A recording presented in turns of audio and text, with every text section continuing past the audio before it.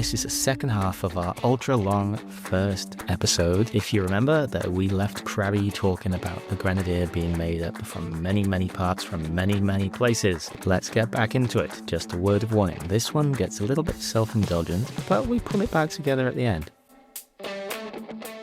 You know, we have to remember, it's such a international vehicle. You know what I mean? So like, there's British parts, French parts, German parts, Chinese parts, parts from Ukraine, everywhere. Yeah. So it, you know, part of its personality is part of the personality of some of the countries where those things come from.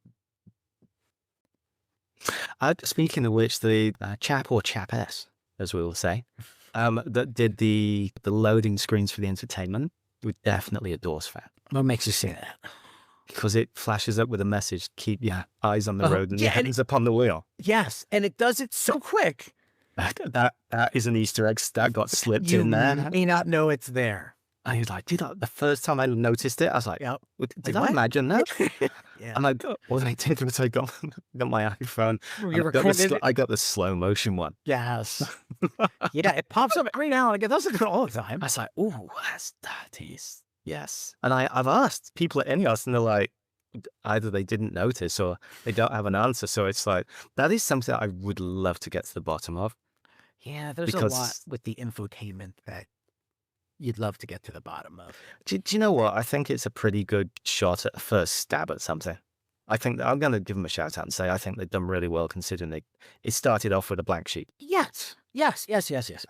But again, it's wasted real estate. The fact that it tells me that the phone is not connected when I'm on CarPlay or on Android Auto. It's like, number one, that's incorrect. Number two, why are you telling me this? You just get rid of the word.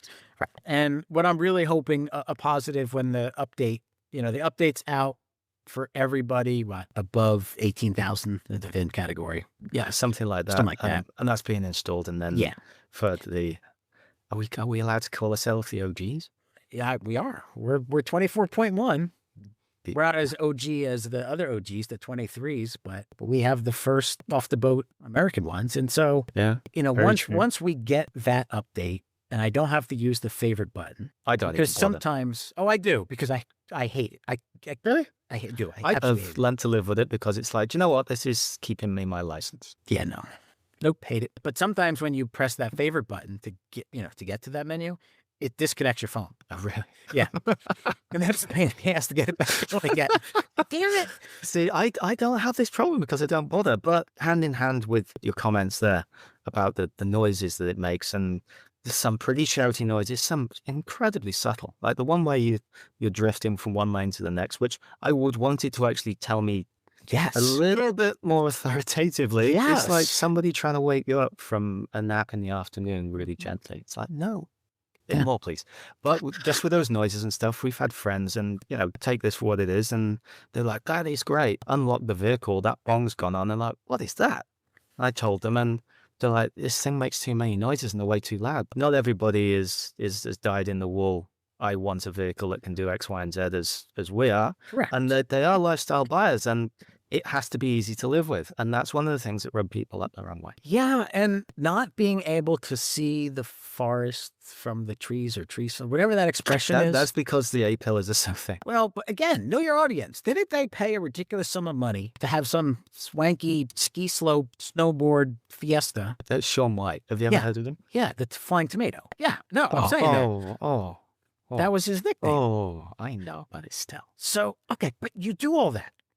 You do all that and say, hey, here we are. But you better keep your gloves on because the steering wheel's not heated. Did it come with free gloves? Did they give away gloves at the event? The souvenirs? Do you know what? I like the pragmatism. When I heard about that, the first thing I said was, are you really going to try and persuade somebody to come out of their full fat Range Rover into this when you haven't got the heated steering wheel or remote start? So if you're the person that hangs out in Aspen, which definitely isn't where me. it was? Was it in Aspen? It was in Aspen. There's a few things. Mind you, the vehicle's in the heated garage, so that it could be a moot point. Yeah, know your audience. Not sure if that was I don't know the sales numbers. They will obviously have their return. What I will say, though, is, okay, let me throw this at you. Oh, we've been talking about heated steering wheel for years now. This is what Yeah. the very first event when the static one came around, which was majority of it was 3D printed. And Greg was like, please don't pull too hard and stuff, it might break. It's literally a priceless vehicle at that point because of what it is, a prototype. It's like, it's heated steering wheel. No, Jim said no. All right, but Jim likes a heated seat. Oh. Yeah. So, no, you're sorry, Jim. audience. Sorry, No, Jim, you're but I would love a heated steering wheel. But it's too late now. I've got the saddle leather. But can you imagine how hard it would have been to get the barbecue correct. sauce off? Well, If it had baked in. it would have baked in. Then you could have just scraped it off. But I'd be willing to bet if and when they do offer that, which they almost have to at some point. It'll be a version. We're going to get a version 1.5 soon. It's due for a facelift. It's 3 years old. Yeah. But they're going to do it. They're going to, at the same time, you watch, they'll get rid of the saddle leather because that would be really hard to heat because it's so thick.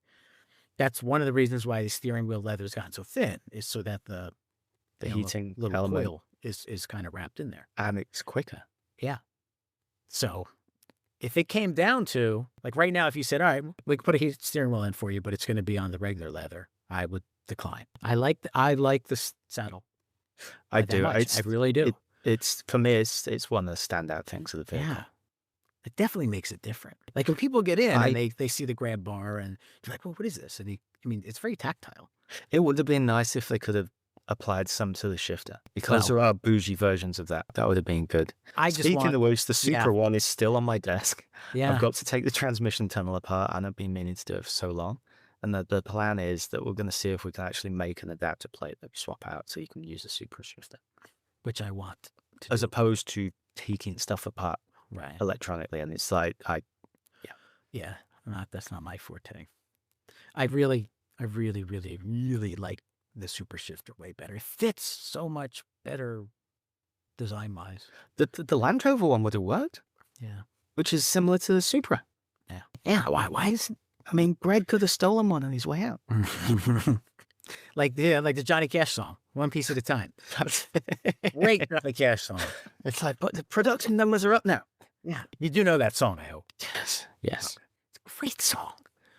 Yeah. One of my favorites is when the man comes around. So the Johnny Cash, when he knew that he was on his way out and he started doing covers of everybody else's stuff. Mm-hmm. And it's like, I think it's America 3 or America 4, that album. It's really good. Yeah. Yeah, he sounded pretty good up until the end. Yeah. And He really didn't really lose it. Out of all of his stuff, that album series I've got them all on vinyl, and it's just so good because each one there's a reason that you pick that song and the artist, and it gets into it, and it's that I've loved this song for years, and I really respect you. I want to do a cover or a duet with you, which is super cool. Which is really cool. Yeah. Just actual like connections and flow here. Our fan will enjoy this. Yes. How he's found his NATO socket, he can plug it into his loudspeaker. Well, no, he always knew where it was. It's just he finally got the cap unscrewed. That's true. Have you done anything about that? Yes. When I took my truck in for service, I said, I can't get the cap off. And yeah. now I can get the cap off. All right. Have you put any... No, I haven't hooked anything up. Any grease? You got any grease on it now? My plan still is to use that as a power port for... your house when the power goes out? Yes. Or just backfeed it. Or an air compressor. Yeah. Yeah, it's a pretty handy one for a compressor. You know, I mean, it's a good amount of juice coming out of there. I'm still on the fence on which one to get. I can't make up my mind. At the moment, I've got like a $25 Amazon one. It gets pretty warm, but it's got a little light in the front. When I went to the Poconos in February, whenever it was, I brought I have one of those, like a cordless drill. They come with the battery packs, and I have an air pump. And it took 2 full batteries to pump up my 4 tires. You're the guy that bought that thing? And you see on the infomercial, it takes like 3 seconds to pump up the tire. And they go, not in real time underneath. Correct. It's like, no. As somebody who coaches soccer, it's an awesome thing to have. Oh, well, a soccer ball. It takes 2 seconds. Or for the rest of the world, football. Yeah. Compared to a 32-inch tire. Truck tire. In 8-degree weather. Oh. I mean, it's crazy expensive, but like the ARB twin, but in the case. So you're not carrying around all the time with you. For me, some people have really built their trucks up. I mean, we'll speak to Anand again soon, and he's throwing everything at it, but that's his hobby. Mm-hmm. He really likes that stuff. And that's what he's done. Everything's built in. He's done a really good job of the layout, by the way. Yeah, I know. I've seen it. I've seen it Yeah. in person. Yeah, there's a lot of compliments when he was there at the Moab event. Yeah, well, and for those listening, he put pictures on a thread. He just did the extended fuel tank. Yes. So I know it wasn't cheap, but It's a lot more now. I think basically- the price of metal has gone up recently. yeah, but he basically doubled his range. He said That's great. that's a big change. Yeah, it was how many times? I think I filled it 4 times on the way back from Moab to LA. Yeah, Drove 800 and something miles that day. That's a long way. it is. I've driven 1,200 a day. Oh my gosh. It was brutal. Long day. At one point, I was hallucinating, I think. The one thing I will say is the seats. After driving that length of time, I didn't have any backache or anything like that. They actually held it pretty well. The counterpoint that is I didn't want to drive anywhere for about 4 days afterwards. Yeah, that's another thing I think they missed the mark on. No lumbar support. Even if it was manual, like you didn't need the little air pillow. It's a bladder. Yeah, just give me the old one where you just turn the knob and it pushes out. Yeah. No, I'm with you on that. Yeah, and that's the thing. Like, I have no issues at all. In fact, I think it's great that you have a very adjustable seat, but it's all mechanical. I'm totally on board with that. That's kind of one of those things that you could have accomplished mechanically that would do people a lot of good, I think. And so I think maybe they missed the mark there a little bit too. I wonder if there's you can actually buy that module because I'm sure Recaro this isn't a unique seat, or I'm assuming it's not a unique seat. And I wonder if Recaro actually make a lumbar support that they go into another one that you can buy the bits and then just obviously, strip your seat down and put it in. That could very well be. Be worth looking into because if it means that much to you. I would imagine for most of the people not necessarily listening to this, but a lot of the guys on the forum aren't young. Yeah, back issues are a real thing as you get older. Yeah, tell me about it. Yeah. I think the average age Gene works out to, what was it like 60 something, 61 or something. Like that. Speaking to INEOS at Moab, I think their demographic was like in the low 50s, and then speaking to Mike, he said it was like 57. So anyway, it's the wrong. It's you're closer to 100 than to 0. Yes, and so your back kind of comes into play. But that's going to change when these vehicles hit the second-hand market. Yeah, it's an expensive vehicle. There's no way you can sugarcoat that any other way. Okay, you can mitigate it by putting it up against some other stuff, but that's expensive as well. It's a lot of money, right? It's multiples of annual salaries to buy one of these things for the majority of people. Mm-hmm. But when this is 5-6 years old and it's lost half of its value and it's sub 50 grand in the US, which it'll be like 35, 40,000 bucks. Let's say when it hits that range, you've got the option of Forerunner, and they'll say the Jeep, and then the Grenadier, and they're all within $1,000 of each other. That's when I really think that you'll see interest in this vehicle spike again in a totally different age bracket. Obviously, it's more attainable, but then also the whole off-road driving community. I won't say overland because I think it's a cliche, and unless you're flying or you're on a ship, you are by default traveling overland. So for me, it's a bit of a misnomer. But that community as well, I think you're going to see like as this like renaissance in a brand new vehicle. Tragic company. But I think you're going to see a massive interest as soon as it hits that. And that's in a couple of years' time. That's 2 years' time. When they come off the leases in the States, because everyone's obsessed with changing the vehicle every 3 years for some strange, inexplicable reason. I think you're going to see that. Yeah. And it'll be interesting to see what happens. It will, because it's still going to fight an uphill battle, even at that point when it comes to, well, maybe it'll change, but like right now, you can buy the same essentially quality part for a Jeep at a third the price of a Grenadier, like sliders, for example, or bumpers, or like.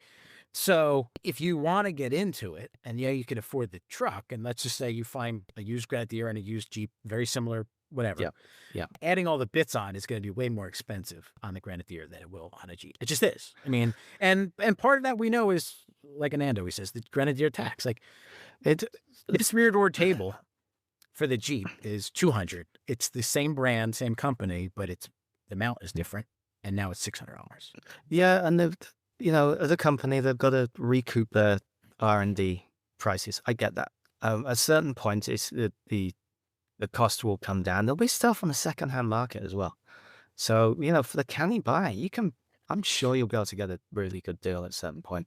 But yes, at the moment, some of it is egregiously priced. I've got some sliders from a European company and side steps as a special order. And they're great at what they do and all the rest of it. Would I buy them again now with what else is on the market? Probably not, because I can get something that's half the price. Right. Well, then you start going into spec and the materials and all the rest of it, which, impacts the cost. But I'd probably, even with that, knowing that it's mild steel as opposed to stainless, I would probably go down a different route just because of the cost saving of that. Right. And lead times and all of that. But then again, you look at the people who went with the factory options and they're rusting away and they're being repowder coated or they're being swapped out and it's been a year. So, I get the, buy once, cry once thing, but it's ridiculous, the difference. It is. And I scraped mine. Well, there's photographs of Anand. Got some pictures. He's like, yep, you dinged it there. There was one, a stone rolled over and I got it and it pitched me up. Oh. I went, what was that? I think he got it on video. And it scraped through. And do you know what? The stainless, I'm just going to leave. I'm not even going to bother touching up the powder coat. But speaking of sliders, there's one of the companies there had some electric ones. And they were dubbed electric rock sliders. And for some reason, I think maybe the door switch or something, it didn't recognize it. It didn't shut the door properly, but he closed the door. With the slider did not retract. Oh. They drove off, hit a stone, and they literally pitched the vehicle up in the air and slammed it back down. They opened the door, had a look, and then shut it again. I'm assuming that the door wasn't closed as opposed to being a fault on the actual components on their system. But the words was that it was funny for everybody else. That, you know what? That's like when somebody falls and gets hurt. And that's it. And you got to take it. You got to take it on the chin. Yeah. It's like, do you know what? I leave that stone for everybody else when it got pitched up in the air and it meant Anand didn't have to hit it. Yeah. Yeah. It's kind of crazy. And like very early in this episode, you gave a shout out to Owl and there's a lot of very supportive people on the forum who are just making stuff. And I get it. I do get it. It's pretty cool. And we've been fortunate enough to be a little part of that process with some of the things that have been group engineered. Yeah, there's some fun stuff out there. Yeah, and super practical. I mean, the whole, reverse light thing is mind-blowing that it's that, or that, the reverse camera from the... for the glare. Just down to lensing. Again, how does that never come up in... So, but none of us are perfect. Well, that guy didn't talk to the other guy. Yeah. And it's like, look, this is how it is. We're not spending any more money. I mean, you've got to have the cutoff where we have to sell cars to get some money back, which is, I'm sure, why the batch and hold thing was so long. Potentially they started production a couple of months earlier than they should have. But what's done's done. And the vehicles that failed, I mean, there's some of them, no craze. His vehicle was condemned. They said, no, we cannot sell this. So it's like, what can possibly be so wrong that they go, we're not selling this vehicle and they build a new one for you. So, I feel for him. He had to wait 7 months or something for his vehicle. But they gave him a long-term loaner, which is great. I mean, INEOS Australia really sorted him out on that. Yeah. Yeah. And you know what? I'm glad you brought that up because one of the things that we've seen on the forum, and I think, I'll be honest, I haven't read the whole thread about the agency model or whatever it's called. I feel bad. I keep seeing guys in the UK say, hey, this dealer closed, or not closed, but they gave up They gave the keys back. Yeah, yeah. And it's the same in Germany. There's a few that have done it in Germany as well. Same in Spain, and those are just the ones that I know. I haven't really dug into the dealer network. I mean, the UK, it's unfortunate. Then you got the thing of there's some people in Australia that have to travel 1,000 miles to get to their dealer. Yeah, and they just take it on the chin. And then you got, I'm going to say there's some whinging Brits sometimes that, I have to drive more than 45 minutes. That's absolutely unacceptable. Right. And what it is you get used to a certain level of comfort and what's the right phrase? Convenience. Yeah, and one of the things, and I'm not going to open up the workshop manual can of worms. If you're coming from the old Defender world, it was a truck that basically didn't change for 80 years, and every mom and pop garage in the UK could fix just about anything on it. In the UK, but I've been here and I've spoken to guys in the Land Rover clubs here. Oh no, yeah, I'm And just saying. hang on. This is a counterpoint because I totally understand what you're saying. And here they've been refused service at a mom and pop shop because it's classed as an exotic. It's like it's absolute antithesis of an exotic vehicle. But yes, in the UK, every place can do it. Where my mother lives, there's a Land Rover specialist a few miles away, and I was back over Christmas, fortunate enough to be able to visit this year. And they had an old Defender. Don't even know what it was. I stared at that thing every time I drove by, and if the wife was not with me, I would have probably bought it and then had the Land Rover in the UK, considering I spent like 4 weeks there a year now, which would have been that terrible financial decision, but the man maths worked. Yes, because it's a cool truck. It's okay. I'll put an automatic in it for you. It's really easy to do. It'll be a 3-speed Borg where even lousier gas mileage because I wouldn't buy a diesel. Yeah. But yeah, it was really nice to reconnect with some old friends that are still driving these because they're all farmers. And as I told you, I still to this day have never driven an old Defender on a sealed road, on a real road that is owned. Or series. No. Yeah. That's owned by the government as opposed to like private roads in the States and farms. Because we used to barrel around farmyards in it. That's where I learned how to use donuts and realize it wasn't a rally drive. Yeah. It's kind of hard to do donuts with like 40 horsepower. You got to be good wet ground because otherwise there's not enough juice. Yeah, it's South Wales, so it's incredibly wet and muddy. Yeah, so mud driving my mud driving abilities are up there. My driving on sand and shale and all that, not quite as good. Yeah. So it'll be interesting to see how that all comes about. But the manuals are in process. I mean, we've got it from the horse's mouth that they are rolling them out. There's one forum members took it upon himself to spearhead a letter of complaint, essentially, and willingness to help in the same document, and it's been responded to.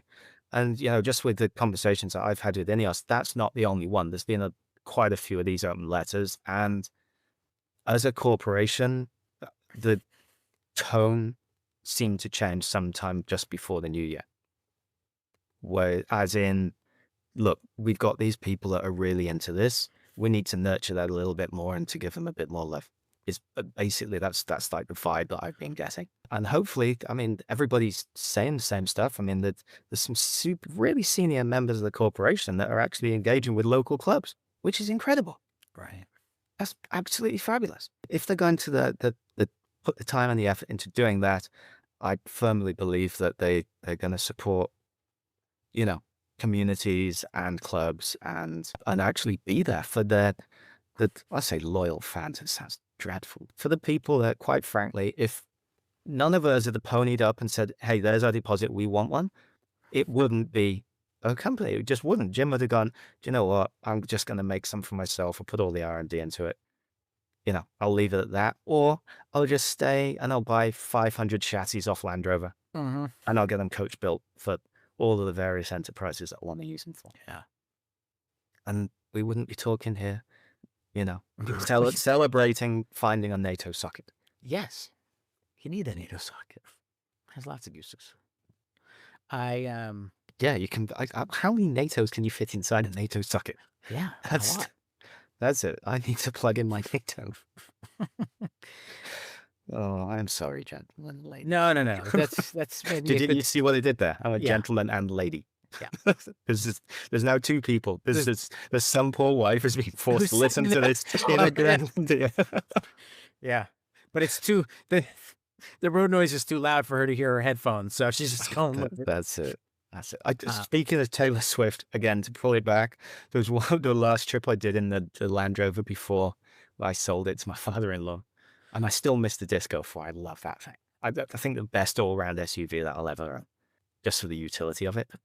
All the seats go perfectly flat. It's a cavernous space inside. Yeah. Wish they could have done that with a Grenadier, but obviously you've got some electricity underneath the rear seats. Yeah. Yeah, so I was driving. My wife decided she was driving, put Taylor Swift on, and she said, "What are you listening to?" I went, "Nothing." She said, "What?" I had my AirPods in. The kids were both plugged in, watching cartoons on their iPads, and I plugged in my AirPods with just noise cancellation, and that was it. I sat in silence from LA to Palm Springs, which is like an hour and a half. She was apoplectic. I'm like, I've had enough of listening to this woman. And I think to get me back, she put the same track on like 7 times as well. Which always, oh my word. Yeah. My wife is a big repeat listener. Like I was going to say to this podcast. No. Oh my gosh, I hope not. No. My gosh, poor lady. What are you doing? She'll put a song on loop. Like, and just keep listening to the same song. I'm like, so but when I was younger, I used to be part of a pool team and darts team and one of the local pubs. So whenever we used to lose, my trick, and it's an awful thing to do, is this was back when pubs had jukeboxes in the UK. So it'd be an electronic one, with CDs or something. Yeah. So I basically put in like £3, which would be enough to have like 10 tracks. And I put the same country and western track on. That's not too bad, but bearing in mind, this is like rural South Wales. Or Somerset, Devon, wherever we were at the time. And that isn't the type of music that they generally listen to. So, okay. So like, we lost, our team lost. All right, there you go. You can have some Tammy Wynette 5 tracks. Now bars, it's still I guess it's, the concept of a jukebox, but it's not through an app. Oh, you dial in? But you can... You pay? You can They're going to charge you. You can no. Yes, of course. But you can pay more to jump the queue. Get someone off. Oh, that's a good idea. I hate this song. All right, here's $1. Just get it off the freaking radio. Boom. And then somebody puts it back on. Oh, man. Yeah, it's all electronic. It's through some app. Can you imagine the bar fights over that stuff? Yeah. Oh, my buddy makes 50% off. He splits it half and half. He's like, so it doesn't. Yeah. So when he gets annoyed, he'll bump the song. He'll out of his own pocket. Just screw this. I don't want to listen to this, and he'll bump it. And it's pretty crazy. And which bar is that? Come on, give me the shout out. It's the Poorhouse, Doyle's Poorhouse in Little New Jersey here. Which town? It's in Barnegat, New Jersey. So we'll feature them at some point. A Grenadier Club event coming to a bar near you. It could very well. They just opened a beautiful outdoor venue. Nice. So yeah, be very, very easy to pile in. There you go. Get it sorted. So, I can't do it from here. No. In due time. But I will be driving to upstate New York this summer. Yes. In the Grenadier. And it's I need solo? I'm gonna bring the dog. So Mr. Chips, he's gonna be farm dog for a couple of weeks. He's gonna love it. He's going from LA suburbia to farm dog. And my mother's in town, so I'm like, hey, I've got to do this thing. I've got to go to upstate New York. So do you want to do a road trip? And she's famous for just wanting to get in the car and drive. I'm like, well, you're basically going coast to coast. It's 2,500 miles, and that's it. So you're in the right country. Yeah. So we're going to do that. We'll go up through Moab over the Rockies there, and then head up, as opposed to going south through Arizona. Right. I thought, best bang for the buck is going to be doing that. That will be such a And then you reach the plains, and it's a bit samey. Skirt around the lakes at the top. But I should be in town up in upstate for about 10 days, 2 weeks, and then have to drive back again. Yeah, that's all right. Yeah, I mean, I wish I could have rented a Grenadier. That would have been great, because that specific vehicle is what I need up there. So, so it's like, okay, I'm gonna have to bring my own. Yeah, because I looked at the rentals, and some people have got them. You can like rent a Grenadier, on what's that car rental? Vroom or whatever the app is. Yeah, something. So yes, there's a couple of those knocking around LA where you can rent it. I'm like, that's an interesting idea. Not that I would do that, but kudos to those guys. There is no way in hell I would rent somebody my truck. I just know how I have treated rental cars before. You know what I mean? Like, there's no one is, no. Well, it's that old It's a thing, adage that though. It's like a real thing. the fastest vehicle on the road is a soccer mum that's in a rental while the minivan's Yeah. being serviced that is late for a game. Yeah. I mean, they will toe to toe with a Formula One driver. Those guys are dust. Yeah. How they can weave through traffic like that is stunning. Couldn't do it. Just like I couldn't do an Airbnb as a owner. I've stayed in them.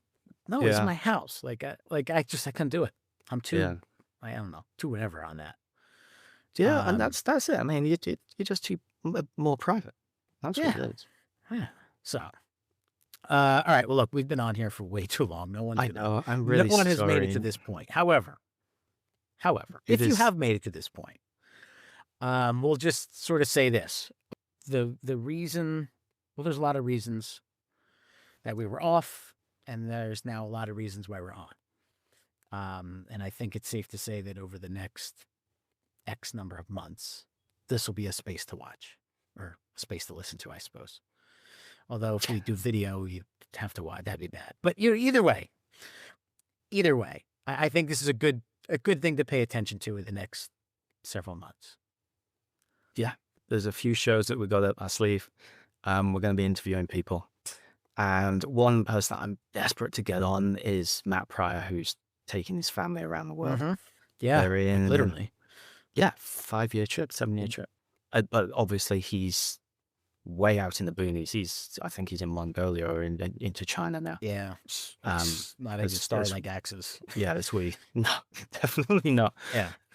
But yeah, so hopefully we can get Matt on, because just the stuff that he's doing is incredible. I watch his long form productions on YouTube, and you guys should as well. We'll put a link to it in the show notes, because he's doing a great thing, and he's raising awareness for conservation efforts all over the world.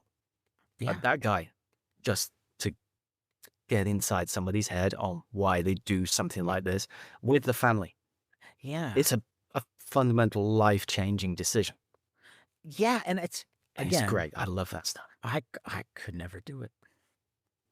I used to work with a chap, and they were raised on a sailing yacht, and their family took them around the world. So they didn't live in a house until they were teenagers.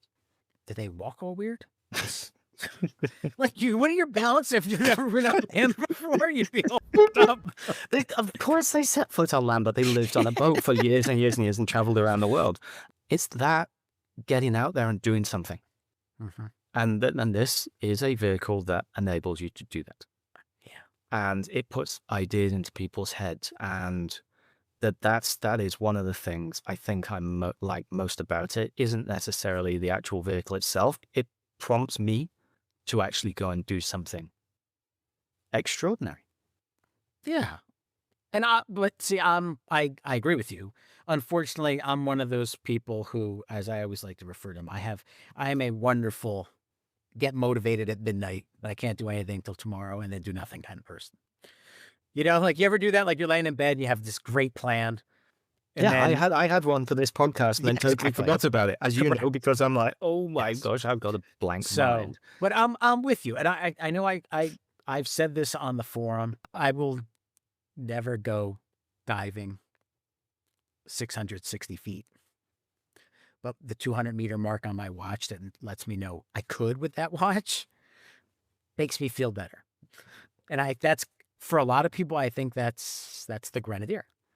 Yeah, 100%. It could take you to the ends of the earth. I'm not going there, but if I have to, I'm ready for it. 100%. And this, in addition to that statement, we were skiing this winter, and my wife was driving the Grenadier, and as we've established, she does not like driving it. However, we were there was snow on the ground, and you just drove, and she's like, this is just like driving on a normal road. I went, yes. So, now I see. I'm like, okay, that's all I need. Yeah. Right. That's all I need. And I've probably paid way too much money for things that were far more capable than I ever needed them to be. You know, like could have bought the cheaper version kind of stuff. Yeah, the Raptor. I mean, you definitely need, you need a Raptor in Jersey. Correct.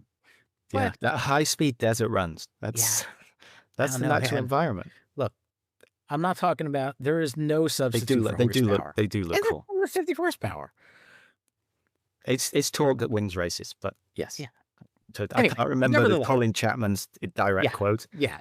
It's like horsepower's for show and torque wins races. Yeah. Something like that. Nevertheless, I'm not going to go dive. When Jim Clark came and took the Indy 500. Yeah. I was...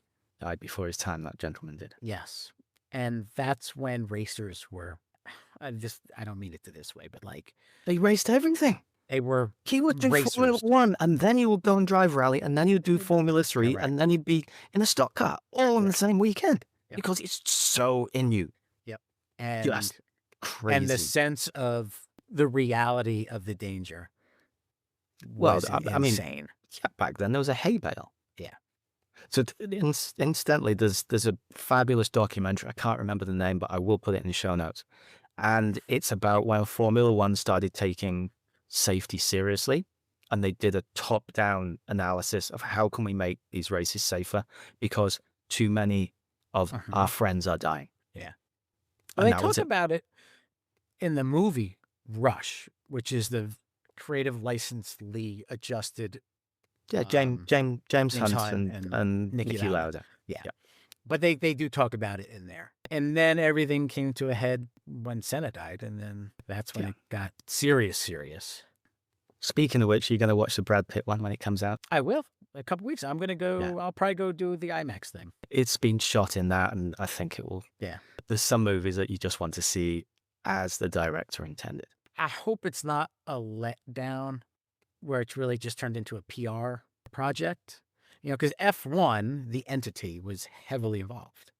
Yeah, absolutely. I hope it's not just some dramatic exercise of public relations. Yeah, I've got a couple of friends that actually work there, and in F1 now.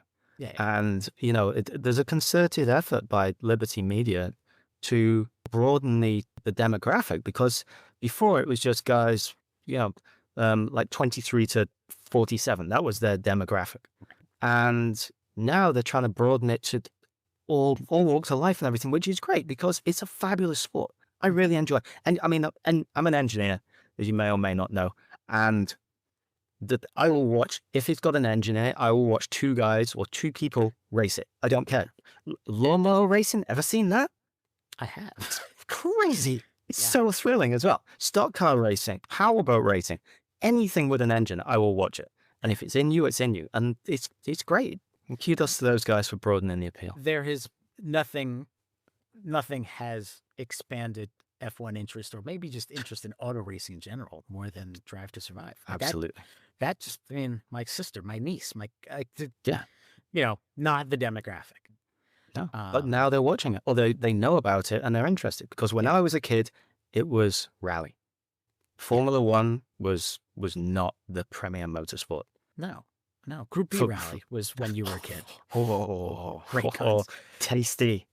Yeah. Tasty. I remember one time, again, this is getting a bit indulgent now, but I was sitting in Stars and Bars in Monaco, and there was a chap, and it was the Lancia Delta Integrale. I think they did. You had an option of 7 colors or 6 colors. I can't remember. So it's 25 years ago now. And he had one of each color. That's it. Well, you know what? If you're super rich, whatever, why on earth not? I'm guessing he wasn't a high school teacher. In the principal asked him, you could very well have been. So anyway, and these were all parked up next to each other. And that was his thing. He just loved rally so much that, I had one of each. And I'm like, how cool is that? Yeah. How cool. This was a similar vintage time in my life when the jet-powered gas turbine motorbike came by. To me, a Lancia Stratos, or however you say it. Stratos is one of the coolest looking vehicles ever made. Yeah. Yeah, it is. Super pointy, darty, sporty, wide body. It's just all of the above. It's just so cool looking. It's like if you gave my 9-year-old a pen and say, design me a rally car, after you explain what a rally car is, because he doesn't know now, because it's not as popular. No. It's Formula 1. They get up and watch it with me at like 6 a.m., 5 a.m., 4 a.m., whatever. Yeah. He would draw that. Yeah. You would draw Amazing that. car. Amazing car. Yeah. I've said this before. I was never exposed to rally until I was in college. Yeah. And I fell in love with it, and then I learned all the backstory and, But obviously this is becoming super self-indulgent now, but we're still on and we're still talking. So gosh, I must have been in my late teens, early 20s. It was when Subaru were king of the hill and whole Colin McRae stuff. And my friends that were wildly more successful than I was and a couple of years older, if they were into rally, they had WRXs. Yeah. And why? And we used to go and watch. And the whole thing about rally is because of the sections and the leads are so long that you knew the certain turn that you wanted to go to. And you had your spot because you know the route and all the rest of it. You would watch your guy go by and a couple of others. Then you'd pile on into and hightail it to the, and hightail it to the next one. And you had to drive almost as quick as the rally drivers to get there. So that's why they were bought the Subarus, because they went like the absolute clappers. Yeah. And, I'd hate to see the statistics, but when the WRC was coming through town, it would be, just the traffic accidents must have gone through the roof because these guys, the blood's up after watching them. Colin McRae comes screaming by, and then they'd have to hightail it to the next thing to see him do the next big jump or whatever you knew in your secret spot. Subaru, I mean, we're totally took everything by storm, and the old adage, "Win on Sunday, sell on Monday," I think held so true for them. Yes. And it's amazing. They're still trying to hold on to that. They haven't been active in rally in years, and they still always in their marketing, it's rally DNA. It's this, it's that. And I'm a Subaru guy. I mean, we have one. I love it. Well, you were raised in a Subaru brat. I did. Oh, man. That was the best. It's, I do love rally. I think one of the reasons why it doesn't do well, the nature of it is hard to televise. Yeah, and you don't get the crowds like you used to. I mean, I remember going watching it as a kid, and these cars would be clipping along at well over 100 miles an hour. Yeah. Maybe 3 feet in front of me. There's no barriers, there's no guardrails. It's just a medieval hedge. Yeah, literally. She's not stopping a rally car. Like watching the Corsica rally, they just fall off a cliff. That one's world famous, yeah. Like, you would literally just fall off a mountain. Yeah. That stuff's crazy. Beautiful island as well, Corsica. So I'm with you on the rally thing. I do like my F1. Isle of Man is going on. TT. Yeah. One of my friends goes up and he volunteers in the pits for that gym.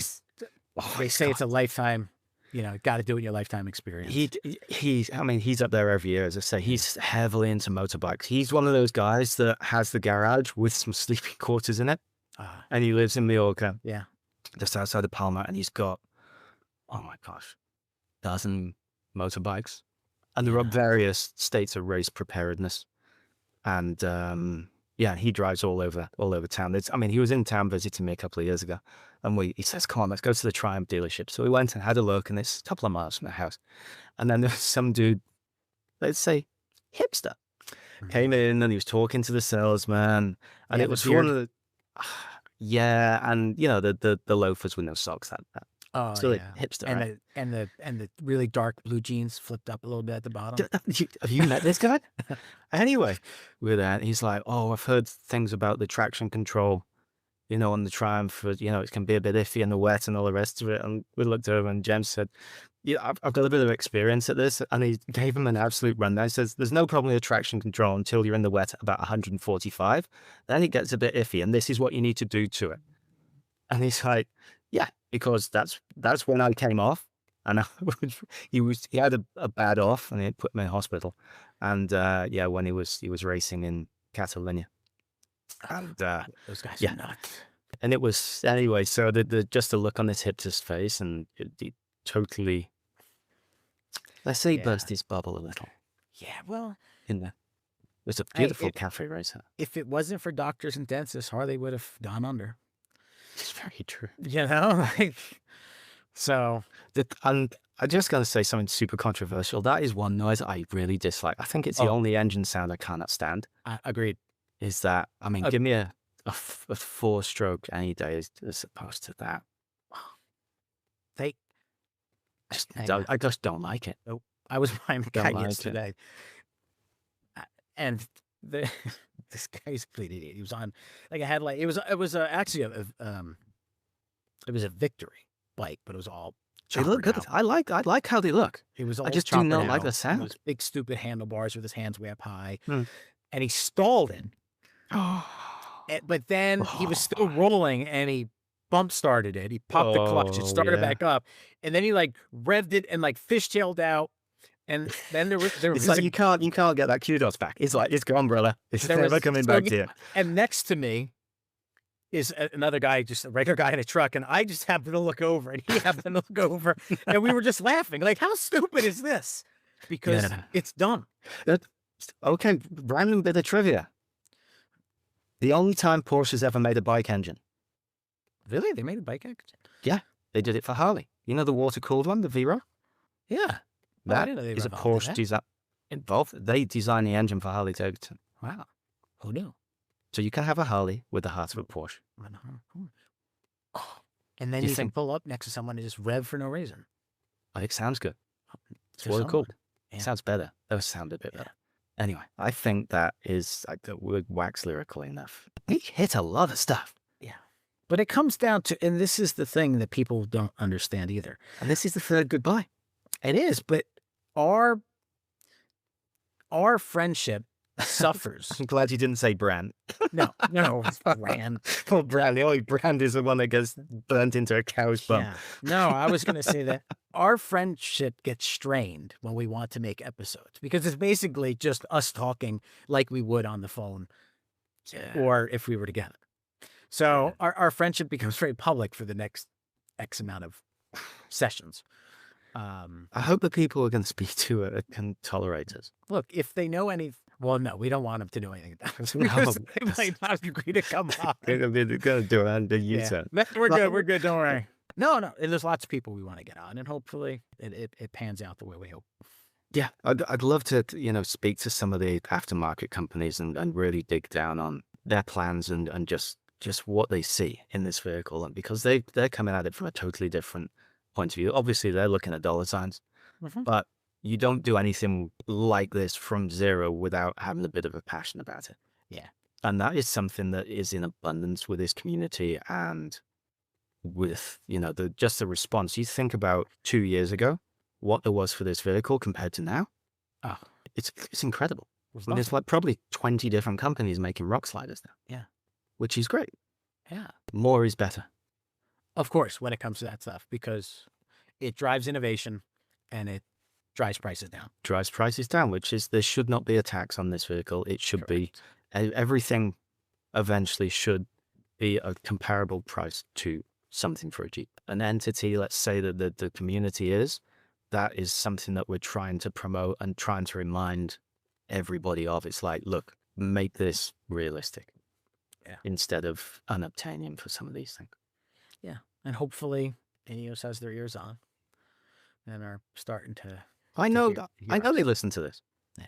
Because there's some of the guys, and we've spoken to them, and they've actually said it on the forum and stuff. I mean, it's like Paddy listens to this and on the way into work on the train in the morning. On the tube. And I'm like, dude, I know that you need to get an extra 30 minutes of sleep, but please, that's like a slap in the face. And it was said as a joke, and it was received as a joke.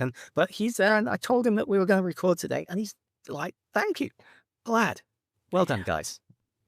Yeah. Well, hey, there we go. There's our one fan. It is. And Paddy. Shout it out to Paddy. Yeah, and Paddy will get some pub, I think, down the road a little bit. Yeah. He's character enough. He'd come on. Oh, absolutely. Yeah, but we just can't get the caffeine right. When his boss let him, it's the only thing. It's like, oh gosh, what can I say? Yeah. Well, that's true too. Yeah. He'll have to sign a NDA. All right. Well, let's let the people go. Okay. Bye, people. Bye. Sorry, guys. That was a bit of a cold out there, but as you can see, we're back in the saddle. Leather. Yeah, you know what I mean. You know what I mean. Without any barbecue sauce. So hopefully we'll be able to get some sort of production schedule a little bit more firmed up than prior. This season, which we are going to call it that because it will be a season, is definitely shaping up to be transformative. Yeah. It's going to have some meat to it. Not just eat vegetables talk. Correct. But for our vegan listener, no actual meat will be involved. And don't take the saddle leather if you're vegan. No. No, go for the cloth seats, because I've had a couple of loaners with those on, and they're actually really good. That's what I have in mind, because I knew I had no covers on. Yeah, I went for the two-tone leather and then put covers And then on. covers on. Could have saved yourself $2,000. Oh,